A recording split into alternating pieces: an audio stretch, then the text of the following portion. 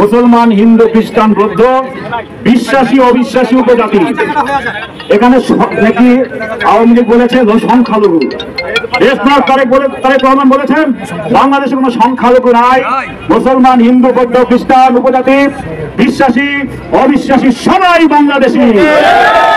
অতএব যারা সংখ্যালঘু বলে চিৎকার করেন তাদেরকে বলে দিতে চাই, আপনাদের ওই সংখ্যালঘুর জন্য শহীদ রাষ্ট্রপতি জিয়া রহমান বাংলাদেশ জাতীয়তাবাদ ঘোষণা করেছিলেন। আবারও দেশনায়ক তারেক রহমান যখন ফিরে আসবেন ওই সকলে বাংলাদেশী হয়ে যাবে। আর যারা গতকাল পরাজিত হয়েছে, পালিয়ে গিয়েছে, তাদের অবস্থা কি হবে আপনারা ভালো করেই জানেন। আমরা আজকে যে সরকার গঠন করবে, অনুরোধ জানাবো আমাদের উপজেলা পৌর নেতৃবৃন্দ আছেন, দাউদকান্দি বাজারে সেই সরকারকে অভিনন্দন জানিয়ে আরেকটা মিছিল করবেন, ওই সরকারকে অভিনন্দন জানাবেন এবং আস্তে আস্তে তৈরি হন। আমার একটা কথা বলি, সজীব ওয়াজেদ জয় এখন একটু কথাবার্তা বলতেছেন, তিনি বললেন যে আগামী নির্বাচনে আওয়ামী লীগের কোনো প্রার্থীও খুঁজে পাওয়া যাবে না।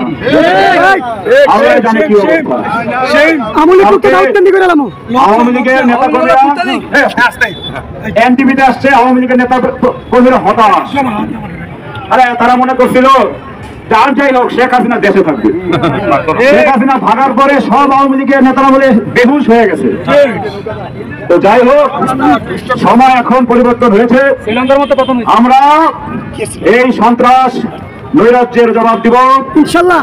রাষ্ট্রীয় প্রতিষ্ঠান আমরা হেফাজত করব, থানা, ডিসি অফিস, সরকারি অফিস, ইউনিয়ন অফিস, ভূমি সহকারী ভূমি কর্মকর্তার অফিস, থানা থেকে শুরু করে দোকানপাট, স্কুল, কলেজ, মাদ্রাসা, দোকানপাট, ব্যবসায়িক প্রতিষ্ঠান, ব্যক্তি ব্যবসায়িক প্রতিষ্ঠান, বাসাবাড়ি, কে করবে রক্ষা?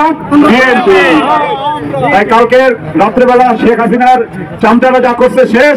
আজকের খবর হচ্ছে এক জায়গায় কোনো কিছু হয় নাই, হবেও না।